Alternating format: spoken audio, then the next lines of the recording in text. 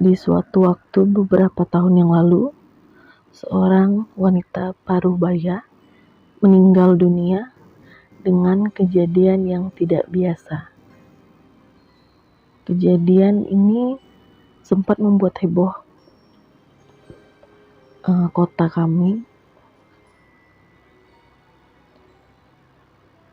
apalagi untuk daerah di tempat kejadian itu lumayan sangat-sangat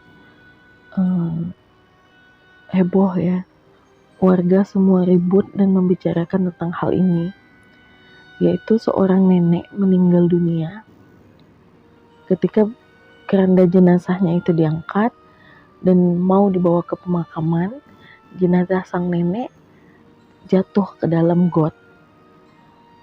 Jadi semua warga yang ada di situ yang tadinya mau mengantarkan jenazah itu kaget-kagetnya, karena kan nggak ada yang bakalan nyangka kalau jenazah itu bakalan jatuh, apalagi ke got. Dimana kita semua tahu kalau got itu kan tempatnya kotor ya, tempat ngebuang kotoran-kotoran, limbah-limbah dari rumah-rumah, warung. Ini jenazah itu yang udah siap untuk dimakamkan, yang artinya udah dimandiin, udah bersih, tiba-tiba jatuh ke got. Jadi warga yang ngelihat itu, yang ada di situ, berusaha untuk mengangkat jenazah itu semaksimal mungkin, tapi nggak ada satu orang pun yang mampu mengangkat jenazah itu. Jenazahnya tuh kerasa berat banget. Jadi sampai warga di situ tuh nggak ada, jangankan sendiri, mereka mengangkat beramai-ramai pun nggak bisa. Jadi orang-orang di situ akhirnya semakin panik, kalut, dan rame-rame ingin menyaksikan jenazah aneh tersebut. Sampai wartawan lokal pun berdatangan untuk menjadikannya pokok berita di media. Karena jenazah itu nggak kunjung bisa diangkat, dengan cara apapun, mau ditarik atau apapun tuh nggak bisa. Akhirnya warga sepakat untuk memanggil Pak Ustadz, meminta tolong kepada Pak Ustadz, karena mereka tuh yakin kalau hal ini nih udah di luar nalar gitu, di luar jangkauan mereka. Kalau ini nih bukan jatuh biasa gitu loh, ada penyebab lain. Jadi mereka memanggil Pak Ustadz. Jadi datanglah Pak Ustadz. Setelah Pak Ustadz membaca doa segala macam, meminta ampun, istighfar, dan mengajak warga di sekitar itu untuk ikut berdoa, nggak lama Pak Ustadz melakukan hal itu, jenazah akhirnya bisa dikeluarkan dan langsunglah dikuburkan dengan layak. Tapi kejadian ini nggak nyampe di situ aja, karena warga-warga juga bakalan penasaran kan, kenapa ada kejadian seperti ini gitu loh, apa yang salah dengan jenazah nenek tersebut gitu kan. Apalagi nenek tersebut itu kan termasuk dukun beranak di daerah situ. Jadi warga berpikir kan nenek itu baik ya, memang sering ngebantu warga kalau melahirkan. Kadang untuk warga-warga yang kurang mampu, nenek itu tuh bantu secara sukarela gitu loh, dibayar apa adanya nggak apa-apa gitu. Jadi warga tuh heran kenapa setelah meninggal ada kejadian ini. Jadi warga tuh bertanya, siapa sebenarnya nenek itu dan apa yang dilakukan si nenek semasa hidupnya.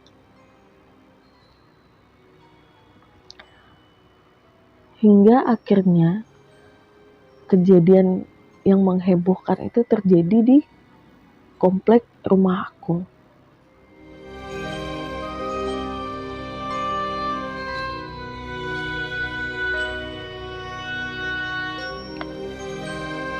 Jadi waktu itu tuh malam, sekitar jam 11 atau setengah 12 malam. Jadi ada salah satu tetanggaku, wanita, umurnya sekitar pertengahan 30-an. Jadi kebiasaan si kakak ini tuh dia suka nyapu tengah malam gitu. Jadi kalau udah jam 11, setengah 12 tuh dia suka nyapu pakai sapu lidi di depan rumahnya gitu kan. Jadi kita tetangganya juga udah biasa denger dia nyapu gitu kan, dan kita nggak pernah curiga ada apa-apa gitu kan. Kadang dia nyapu itu sambil nungguin suaminya pulang dari kerjaan, karena suaminya itu security, jadi dia memang bersih-bersih lah di rumahnya, mungkin untuk mengusir rasa kantuknya sambil nungguin suaminya gitu kan. Sambil nyapu, dia itu ngeliat ada sosok nenek yang berjalan pakai tongkat dari ujung komplek. Jadi rumah si kakak ini tuh nggak jauh dari ujung komplek, dari gapura komplek tuh nggak jauh. Jadi dari depan rumahnya dia tuh bisa ngeliat samar lah gitu kan kalau ada orang yang berjalan masuk ke dalam komplek gitu kan. Tapi nggak jelas juga, mungkin dari rumahnya ke gapura komplek tuh sekitar kayak 30 sampai 50 meter gitu kan. Jadi yang dia lihat apalagi malam, penerangan di komplek itu juga nggak terang-terang banget, agak redup lah gitu kan, agak remang. Jadi kalau dia ngelihat sosok dari gapura itu, dia cuma bisa ngelihat sosoknya tapi nggak jelas siapanya gitu kan. Jadi dia ngelihat lah ada sosok nenek berjalan memegang tongkat gitu kan. Dia sempet heran, siapa nih nenek-nenek malam-malam jalan sendirian gitu kan, udah jam segini lagi gitu kan, udah larut malam banget. Tapi dia udahlah, karena komplek rumahnya itu sering dijadiin orang tempat lalu lalang karena tembus ke jalan raya, dari jalan raya satu ke jalan raya yang lain. Jadi dia ngerasa ya udah biasa aja gitu kan, mungkin orang yang lewat, entah orang pulang jualan atau apa gitu kan. Dia nggak mau ambil pusing juga, jadi dia lanjutin lah nyapu halamannya. Baru dia memalingkan wajahnya dari sosok si nenek itu kan, karena dia kembali nyapu lagi, otomatis kan dia ngelihat ke jalanan yang dia sapu gitu kan. Begitu dia noleh ke sang nenek itu lagi, ke sosok nenek itu lagi tuh, tiba-tiba sosok itu tuh makin dekat. Maksudnya dengan waktu yang cuma beberapa detik dia memalingkan wajahnya, sosok itu tuh terlalu cepat jalannya berarti gitu loh. Karena kelihatannya tuh semakin dekat ke dia. Jadi dia tuh heran lah kan. Jadi mikir dia, loh gimana mungkin si nenek tua ini yang jalannya pakai tongkat pelan gitu kan bisa cepet tiba-tiba makin dekat gitu loh. Padahal dia cuma memalingkan wajahnya beberapa detik. Tapi dia ya udahlah, dia pikir mungkin perasaan dia aja. Jadi dia mengabaikanlah pikirannya dan masih ngelanjutin nyapu di halamannya. Dia balik badan lagi, lanjutin nyapu, tiba-tiba dia noleh lagi tuh, wajah sang nenek tuh udah tepat di depan wajahnya yang cuman berjarak 10-15 cm. Tuh senyum lebar banget dengan wajahnya yang pucat dan agak serem, matanya si nenek itu tajam. Terus si nenek itu tuh tiba-tiba tuh berbisik, kayak si nenek tuh nggak ngomong, mulutnya nggak gerak, cuman perasaan dia, dan dia tuh kedengeran banget di telinganya kalau ada suara nenek itu berbisik di telinganya dia. Jadi nenek itu kayak ada suara gitu kan, tapi mulutnya nggak gerak. Dan nenek itu bilang, masih ingat aku, kata nenek itu kan. Mendengar ada suara bisikan, terus ekspresi si nenek yang nyeremin banget senyumnya. Jadi dengan mata melotot, muka pucat, tapi senyum gitu kan, serem ya. Si kakak ini nih kaget banget, kaget bukan kepalang lah gitu kan. Si kakak ini teriak kencang dan histeris, lalu lari ke jalan. Jadi dia lari ke tengah jalanan kompleknya itu sambil nangis, histeris, tertunduk. Jadi dia nunduk gitu kan, nangis histeris, nunduk sambil menutup mukanya karena udah panik dan ketakutan gitu loh. Dia teriak sekencang-kencangnya sampai orang-orang di sekitar rumahnya itu berhamburan lah keluar rumah. Mereka langsung nyamperin si kakak ini, keheranan, terus mereka nanya ada apa gitu kan. Mereka pasti mikirnya kan pencuri, di jam-jam segitu ada orang teriak, mereka pasti mikir pencuri. Jadi mereka panggil lah Pak RT, karena rumah Pak RT itu lumayan jauh, jaraknya kayak 7 sampai 8 rumah dari situ, jadi nggak kedengeran kalau ada keributan gitu kan. Jadi warga manggil Pak RT, terus Pak RT pun sigap kayak mengarahkan warga lah gitu kan. Siapa tahu dia ngelihat pencuri di sekitar rumahnya. Jadi kayak warga itu disuruh keliling sama Pak RT, nyari lah ada pencuri, karena si kakak ini tuh juga nggak bisa ditanyain gitu loh. Jadi karena mungkin ketakutan terus plus panik juga, jadi nggak bisa ditanya ada apa gitu kan. Dia cuman kayak teriak aja, nangis gitu loh.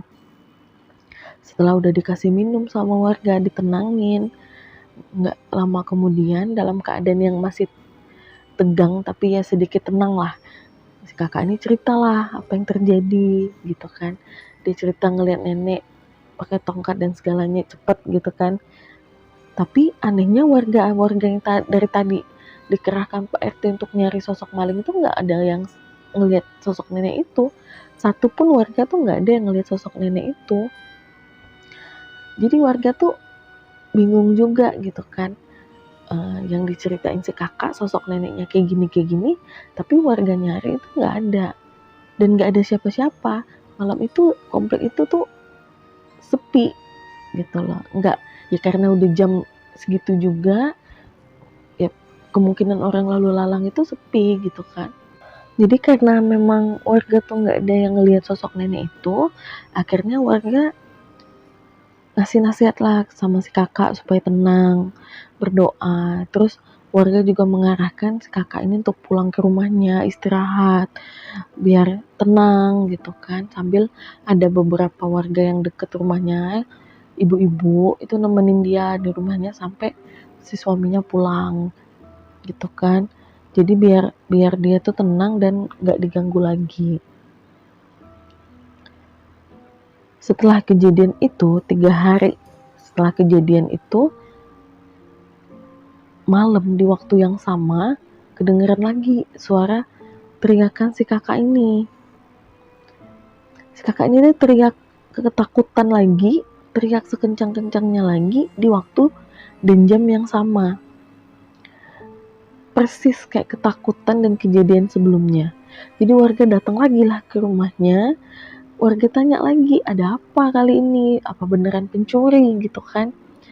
Jadi si kakak ini ditemukan warga itu di rumahnya dalam keadaan tuh nangis, ketakutan, mukanya pucat, bibirnya tuh keluh kayak gemeteran gitu, kayak orang kedinginan, gemeteran tapi tuh nggak bisa gerak, nggak bisa ngomong.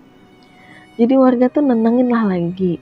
Beberapa ibu-ibu tuh kayak membimbing kakak ini supaya duduk lah. Dia kan kayak jatuh di lantai gitu kan. Jadi ibu-ibu tuh nenangin dia lah supaya duduk, kasih minum, segala macem. Barulah ditanyain apa yang terjadi gitu kan. Ada apa? Nah setelah kakak itu tenang lagi, dia cerita bahwa tadi tuh dia lagi di dapur, terus dia dengar suara di halaman belakang rumahnya. Jadi kayak ada orang yang mengais-ngais sampah di tong sampahnya dia. Jadi dia tuh heran gitu kan, siapa malam-malam jam segitu tuh ngais-ngais sampah di belakang rumahnya. Dia pikirkan mungkin binatang kayak tikus atau kucing gitu kan. Tapi tuh anehnya semakin lama suara ngais-ngais sampah itu tuh makin kenceng. Jadi karena si kakak ini juga gak bisa nahan rasa penasaran dia, tapi dia juga khawatir takut ada apa-apa, entah itu binatang atau mungkin orang jahat. Jadi dia coba nih buka pintu belakang rumahnya sambil dia bawa sapu. Ya, pikiran dia mungkin untuk senjatanya mungkin kan. Sambil mau ngecek di belakang rumahnya si kakak ini kan lampunya memang gak terlalu terang, malah kayak remang-remang gitu lah gitu kan. Pas dia buka pintu belakang rumahnya, dia mau ngecek itu, ternyata yang dilihatnya itu nenek-nenek yang pakai tongkat tempo hari itu sambil mengais-ngais sampah terus membelakanginya. Dia tahu karena itu tuh sosok nenek-nenek itu. Dia ngeliat rambut ubannya tua jongkok gitu kan, ngais-ngais sampah membelakangi dia. Terus nenek itu noleh ke arah dia dengan wajah yang sama, pucat, mata melotot, terus senyumnya lebar banget, ngeliatin gigi-giginya yang warnanya itu udah kayak merah kehitaman. ciri khas nenek-nenek yang suka nyirih gitu kan. Terus nenek itu tuh sama ngucapin kalimat yang sebelumnya diucapin sama nenek itu. Masih ingat aku, kata nenek itu kan. Ya gimana, si kakak itu kan pasti ketakutan banget lah denger kalimat kayak gitu kan. Panik, dia teriak masuk lagi ke dalam rumah, dia tutup pintunya. Terus dia teriak, sampailah warga datang gitu kan. Warga cek buka pintu belakang rumahnya itu nggak ada apa-apa. Akhirnya warga kumpul lagi semua, termasuk Pak RT, nanya lah, ini ada apa gitu kan, ada kejadian apa, kenapa si kakak ini sampai diteror sama si nenek itu 2 kali di waktu jam yang sama gitu kan. Kalau memang nggak kenal kan nggak mungkin ya diteror. Apa si kakak ini kenal sama nenek itu atau gimana gitu kan. Akhirnya si kakak ini pun cerita kalau nenek itu tuh dukun beranak yang tempo hari itu meninggal, yang viral lah, yang heboh di masyarakat situ gitu kan. Jadi si kakak ini pun dia mengaku kalau si nenek ini sebenarnya bukan cuma dukun beranak, tapi si nenek ini nih juga suka ngebantuin dalam tanda kutip orang-orang yang mau melakukan aborsi. Jadi entah itu perempuan yang nakal atau orang yang hamil di luar nikah yang nggak mau punya anak, atau orang yang nggak menginginkan anaknya lah. Jadi si nenek ini ngebantu orang-orang itu untuk melakukan aborsi, termasuklah si kakak ini. Jadi si kakak ini ternyata sebelum menikah dia udah pernah melakukan aborsi sebanyak 2 kali. Jadi warga-warga yang dengar semua kaget lah kan, nggak nyangka juga. Jadi warga menasihati si kakak untuk banyak-banyak istighfar, sholat taubat, minta ampun. Terus warga juga menyarankan untuk si kakak ini berziarah lah ke makam si nenek, mendoakan si nenek biar tenang dan biar nggak ngegangguin kakak ini lagi. Nah besoknya si kakak ini pergilah ke makam nenek itu. Dia tanya warga-warga yang tetangga-tetangga si nenek itu di mana makamnya. Dia pergi ke makam, berziarah, dia doain nenek itu, dan dia juga ngomong ke makam nenek itu untuk agar nenek itu nggak gangguin dia lagi. Dan semenjak kejadian itu juga si kakak ini nggak pernah dihantui sama sosok nenek itu lagi.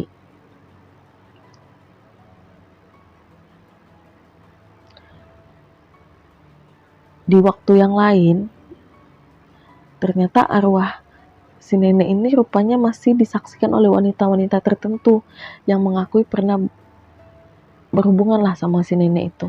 Kayak pernah, terutama yang pernah melakukan aborsi. Jadi kalau orang-orang yang cuma pernah minta tolong melahirkan atau cek kandungan ke nenek ini, paling penampakannya hanya sekilas, kayak cuma dengar suaranya, atau misalnya rumahnya digedor-gedor, atau suara jalannya. Tapi kalau untuk yang melakukan aborsi itu benar-benar kejadiannya tuh diteror kayak si kakak ini. Mereka yang kayak didatengin, dengar suara nenek itu berbisik di telinganya, atau dengar suara nenek itu ketawa tengah malam di dekat mereka gitu kan. Dan rata-rata semua kalimat yang diucapkan nenek itu tuh sama, masih ingat aku, katanya gitu. Jadi rata-rata tuh semua yang pernah melakukan aborsi itu ujung-ujungnya ketahuan kan sama warga sekitar, karena mereka pasti teriak karena di jam yang sama sekitar jam 11 sampai jam setengah 12 malam mereka didatangi dan dibisikin dengan kalimat yang sama. Jadi itulah cerita tentang seorang dukun beranak yang ngebantu beberapa warga untuk melakukan aborsi. Walau itu kan ilegal dan terlarang ya. Jadi setiap perbuatan pasti ada ganjarannya, mau itu baik atau jahat. Kalau kita melakukan perbuatan baik pasti ganjarannya baik, tapi kalau kita melakukan perbuatan jahat ya otomatis ganjarannya juga jahat. Jadi sebaiknya kita sebelum melakukan apapun kita harus berpikir, apalagi kalau aborsi itu sama aja kita ngebunuh darah daging kita sendiri. Jadi sebaiknya apapun yang kita lakukan sebelum kita menyesal, pikirkan secara baik-baik.